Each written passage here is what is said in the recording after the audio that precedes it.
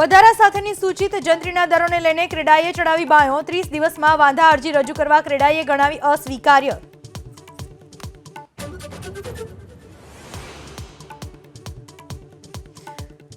જૂનાગઢમાં મંદિરના ગાદી વિવાદમાં પ્રશાસન થયું દોડતું. તનસુખગીરી બાપુના બ્રહ્મલીન થયા બાદ પ્રશાસને બાપુનો રૂમ કર્યો સીલ.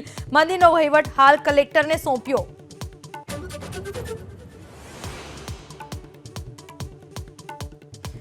સુરતની સિટી બસે એક મહિલાનો લીધો ભોગ. અડાજણમાં શ્રીરામ પેટ્રોલ પંપની સામે સિટી બસે મોપેડ ચાલક મહિલાને અડફેટે લેતા મોત.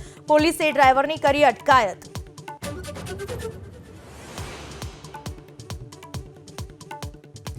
બીઝેડ ગ્રુપના કૌભાંડ મુદ્દે પ્રદેશ કોંગ્રેસનો મોટો ઘટસ્ફોટ. એબીવીપીના પૂર્વ સહમંત્રી અમનસિંહ ચાવડા પર કોંગ્રેસનો આરોપ. કોંગ્રેસે અમનસિંહ ચાવડા અને ભૂપેન્દ્રસિંહની તસવીરો કરી રજૂ.